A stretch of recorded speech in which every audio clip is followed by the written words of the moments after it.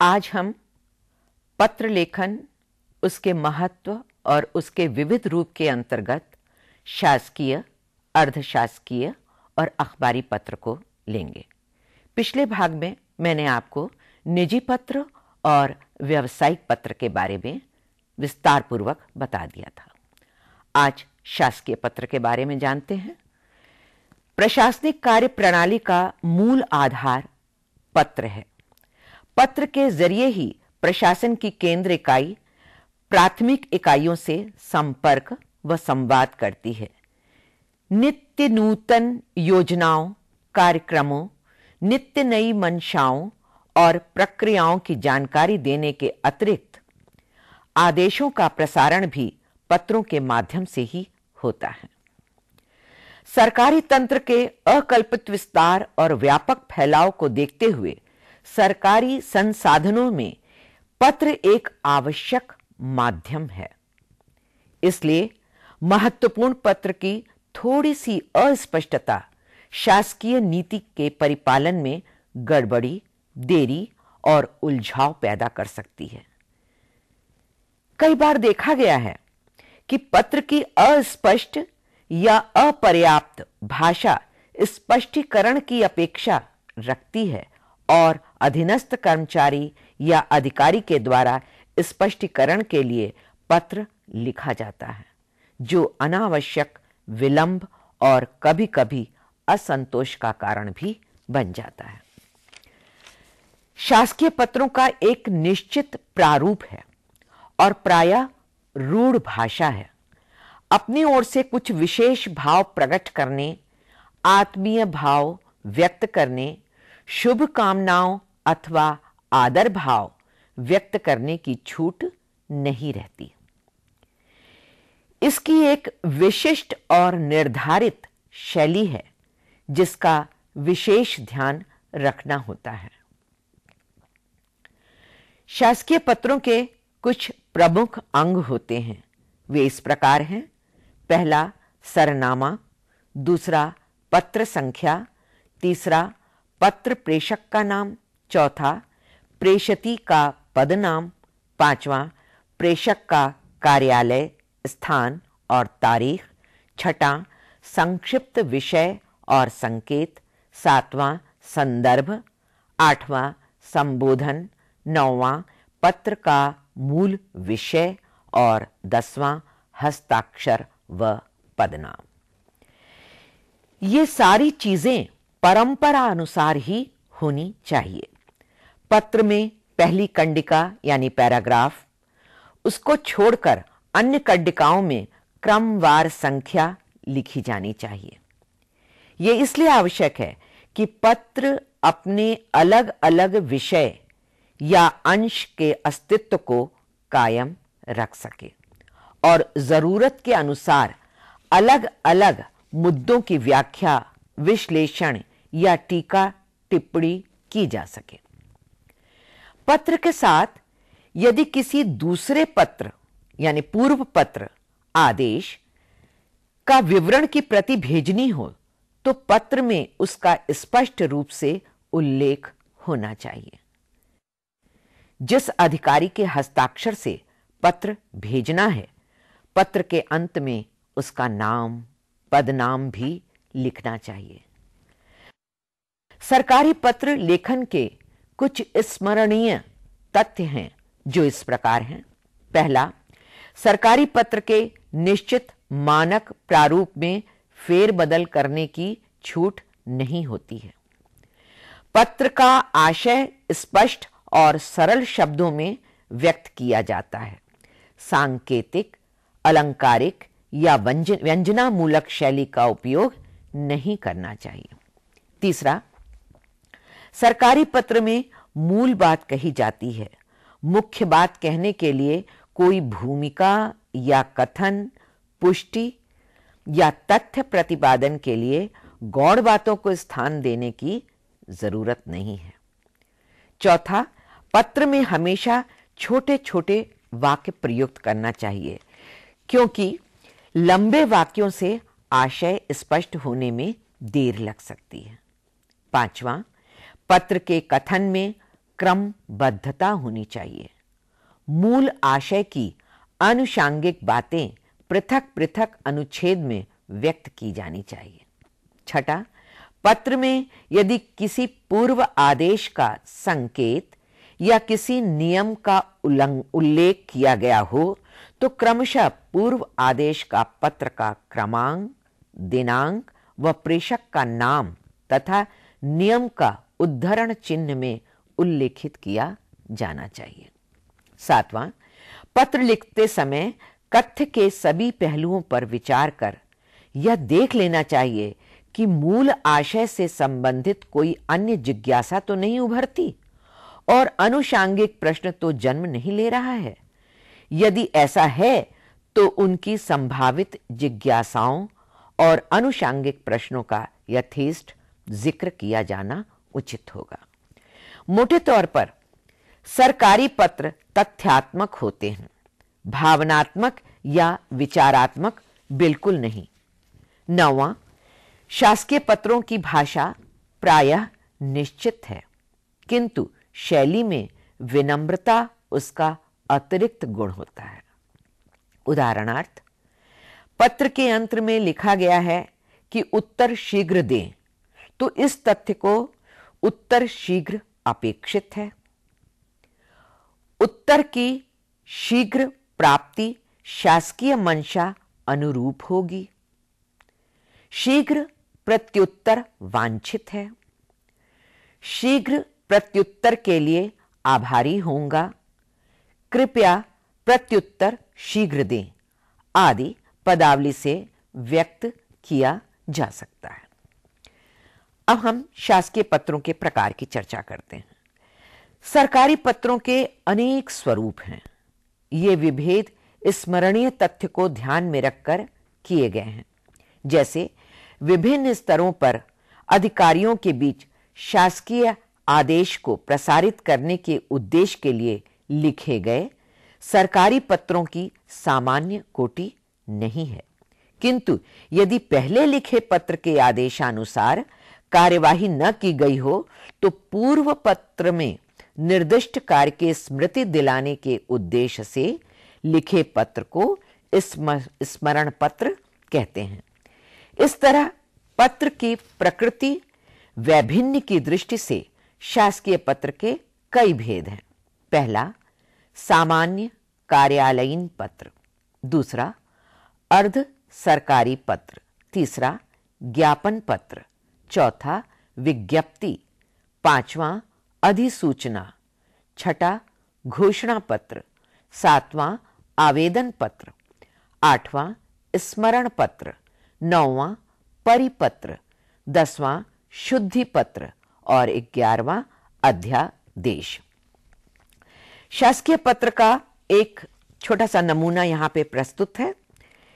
किस प्रकार से, किस कार्यालय से कहां भेजा जा रहा है, कौन भेज रहा है, क्या दिनांक है, कौन सा क्रमांक है, पृष्ठांकन किस प्रकार से किया गया है, आप इस नमूने के माध्यम से पूरी तरह से समझ सकते हैं।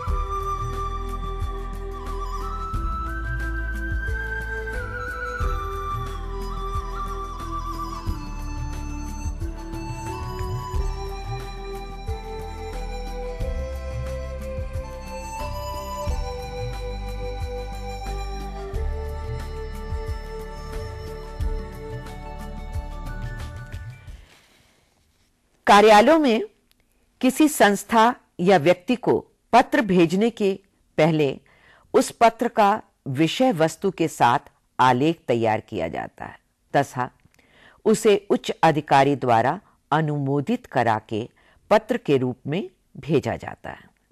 यह आलेख पूर्व टिप्पणियों, संबंधित पूर्व पत्रों तथा अधिकारियों के पूर्व आदेशों के आधार पर तैयार किया जाता है। कभी-कभी शासन के महत्वपूर्ण गोपनीय पत्र एवं नीति संबंधी पत्र के आलेख अधिकारी स्वयं तैयार करते हैं। आलेख के लिए लेखन कौशल भी पर्याप्त दक्षता अपेक्षित रखती है। एक अच्छे आलेख में औपचारिकता के साथ साथ तथ्यपरकता, निश्चिंतता, संक्षिप्तता एवं पूर्णता की आवश्यकता होती है। अब हम शासकीय पत्र के बाद आते हैं अर्धशासकीय पत्र पर। अर्धशासकीय पत्रों में औपचारिकता व अनौपचारिकता दोनों रहती है। विषय सरकारी होता है और संबोधन असरकारी या निजी होता है। पत्र की भाषा मैत्रीपूर्ण, सौम्य तथा शालीनता प्रदर्शक होती है। इसके संबोधन में प्रिय, प्रियवर, इसके साथ नाम अथवा उपनाम आदि का प्रयोग होता है। मुझे आदेश हुआ है या मुझे निर्देश हुआ है आदि के स्थान पर अर्धशासकीय पत्र में मुझे कहते हुए हर्ष होता है या मुझे यह सूचित करते हुए प्रसन्नता हो रही है, इस तरह की पदावली का प्रयोग करते हैं। अंत में भवदीय, आपका ही या आपका सद्भावी आदि शब्दों का प्रयोग किया जाता है। अर्धशासकीय पत्र का प्रयोग या तो अधिकारियों के बीच किसी संपत्ति अथवा जानकारी की सूचना प्राप्त करने के लिए या किसी अधिकारी का ध्यान किसी लंबित यानी बहुत पहले के पड़े हुए प्रकरण के संबंध में विशेष रूप से आकृष्ट करने के लिए अथवा किसी अधिकारी के द्वारा कार्य में रुचि लेकर शीघ्र पूरा करने के लिए किया जाता है। इस प्रकार अन्य सभी पत्रों से अर्धशासकीय पत्रों की विशिष्ट महत्ता है। इसके भी कुछ विशिष्ट नियम व तथ्य हैं जो इस प्रकार हैं। पहला, ऐसे पत्र व्यक्तिगत रूप में लिखे जाते हैं, अर्थात प्रेषक अपना नाम, पद व पते का उल्लेख करता है। साथ ही प्राप्तकर्ता के लिए भी प्रिय, प्रिय महोदय, प्रिय श्री उनका नाम लेके, जैसे श्री शर्मा, प्रियवर, आदरणीय उनका नाम लेकर के आदि शब्दों का संबोधन किया जाता है। दूसरा, अर्धशासकीय पत्र सरकारी पत्र की औपचारिक शब्दावली से दूर होते हैं और प्रेषक प्रेष्य के बीच निजी संबंधों के आधार पर संबोधित किए जाते हैं। इसलिए अपने प्रभाव में अपेक्षाकृत अधिक ये वजनदार होते हैं। तीसरा, ये पत्र अन्य अधीनस्थ अधिकारियों से किसी बात को गुप्त रखने तथा लिखे गए अधिकारी को पूरी बात ब्यौरे से जानकारी देते हुए लिखे जाते हैं। चौथा, अर्धशासकीय पत्र प्राप्तकर्ता के पास सीधे पहुंचता है।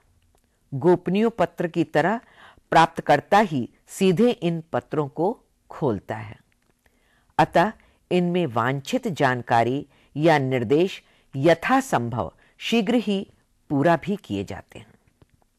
पांचवा, प्रशासन के केंद्रीय स्तर पर जब कोई विशिष्ट योजना बनाई जाती है तब उससे जुड़ी विभिन्न कंडिकाओं से गंभीर मंत्रणा हेतु भी ऐसे पत्र लिखे जाते हैं।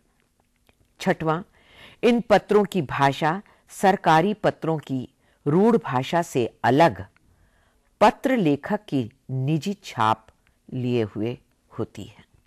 सातवां, इन पत्रों की शैली में परस्पर विश्वसनीयता, नैकट्यबोध और पत्र में उल्लिखित कार्य के प्रति परस्पर संलग्नता का भाव प्रकट किया जाता है।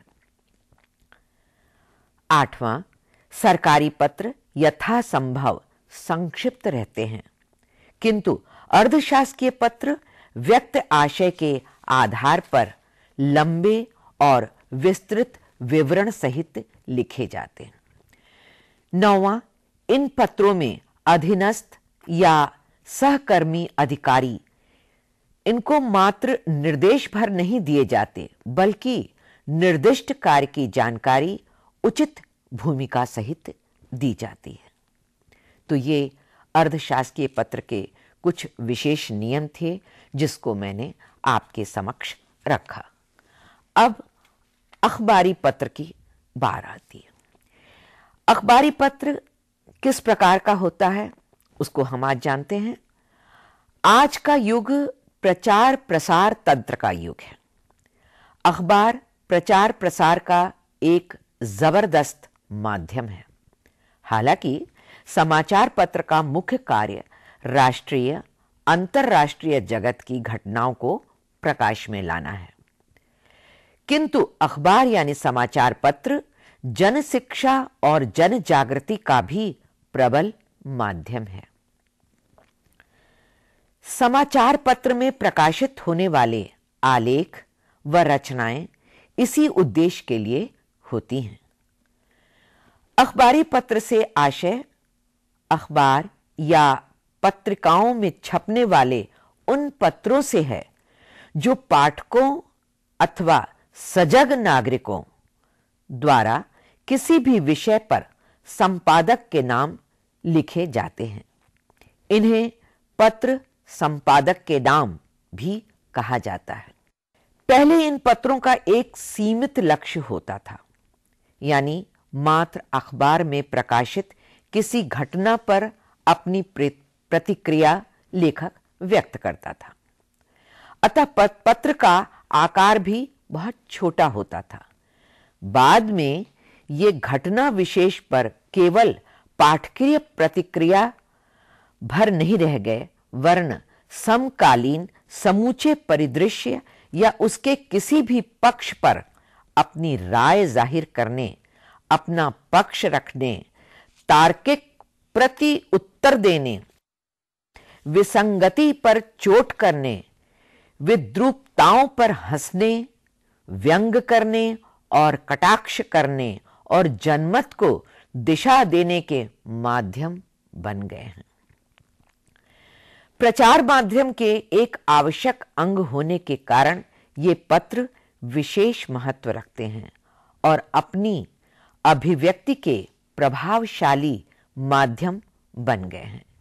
इनकी अपनी एक अलग पहचान और अपनी विशेषताएं हैं। अखबारी पत्रों की विशेषताओं के बारे में देखते हैं। पहला, ये पत्र व्यक्ति विशेष को नहीं लिखे जाते। कई बार जब ये पत्र किसी व्यक्ति विशेष को संबंधित होते हैं, तब भी उनका प्रयोजन पत्र के कथन को सार्वजनिक बनाना होता है, यानी जो कुछ भी वो लिखते हैं वो सार्वजनिक होता है। दूसरा, अखबारी पत्र सामान्य तौर पर समाचार पत्र में विगत दिनों प्रकाशित किसी घटना पर अपनी प्रतिक्रिया या निजी संपत्ति होते हैं, किंतु कभी-कभी ये पत्र आलेख का आंशिक विस्तार, गंभीर तर्कशीलता, प्रवाहमयता और उच्च चिंतन के कारण किसी विषय पर मौलिक बात कहते हुए भी दिखाई पड़ते हैं। तीसरा, इन पत्रों का एक लक्ष्य किसी छिपे हुए किंतु महत्वपूर्ण तथ्य को उजागर करना भी होता है, जिससे समाज का प्रत्यक्ष या परोक्ष संबंध इससे अवश्य होता है। चौथा, ये पत्र व्यक्तिगत सुख दुख, राग विराग के प्रकटीकरण में काम नहीं आते, बल्कि इन पत्रों के माध्यम से सामाजिक, राजनीतिक, आर्थिक, वैज्ञानिक आदि सभी पहलुओं की खूबियों, इनकी विसंगतियों, इनकी विद्रूपताओं पर टीका टिप्पणी की जाती है। पांचवां, किसी सार्वजनिक घटनाओं को लेकर पारस्परिक मूल्यों, संस्कारों और संस्कृति सहित साहित्यिक विषय पर टिप्पणी करना इन पत्रों की प्रकृति में है, यानी इन पत्रों का स्वभाव है। छठा, कभी कभी इन पत्रों के माध्यम से शालीन अथवा व्यंग्यमयी भाषा से किसी सार्वजनिक महत्व के पद पर बैठे व्यक्ति की प्रशंसा की जाती है या फिर आरोप भी लगाए जाते हैं। सातवां, अखबारी पत्र में कथ्य की भूमिका के लिए बहुत गुंजाइश नहीं होती, बल्कि बात सीधे और धारदार लहजे में कही जाती है। अखबारी पत्र लिखने के लिए कुछ आवश्यक बातें हैं जो ध्यान देने योग्य हैं। पहला, इन पत्रों में संबोधन संपादक जी या महोदय किया जाता है। दूसरा, पत्र में कथन और भूमिका का आना चाहिए। तीसरा, पत्र की भाषा प्रवाह युक्त, शालीन, संयत और तार्किक होनी चाहिए। चौथा, पत्र में कही गई बात सत्य पर आश्रित होनी चाहिए। अपुष्ट, अप्रामाणिक अथवा जनश्रुति, इनको आधार बनाकर इनके आधार पर पत्र को तथ्यात्मक नहीं बनाया जा सकता है। पांचवा, पत्र यथासंभव संक्षिप्त और अभिप्राय में स्पष्ट होना चाहिए। अखबारी पत्र का भी एक उदाहरण यहां दिया जा रहा है, जो पत्र संपादक के नाम लिखा जाता है। ये नीरज का लिखा हुआ है। नीरज सक्सेना की जो टिप्पणी थी उसके ऊपर चिट्ठिया हो तो करके ये एक पत्र संपादक के नाम लिखा गया, जो आपके समक्ष प्रस्तुत है।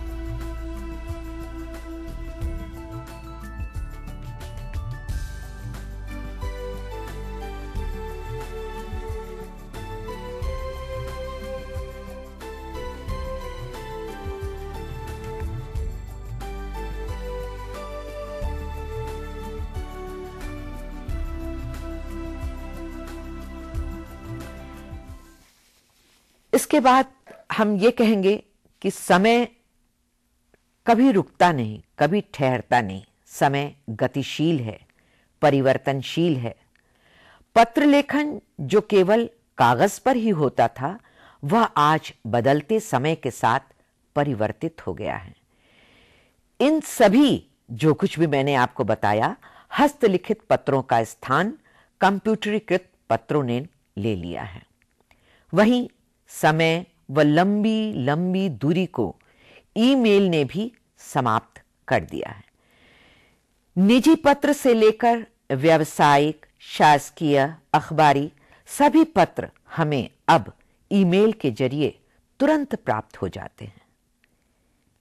विज्ञान के इन सभी चमत्कारों के बावजूद पत्र लेखन के जो प्रारूप यानी फॉर्मेट्स हस्तलिखित पत्रों में थे, वही आज कंप्यूटर पर भी विद्यमान है।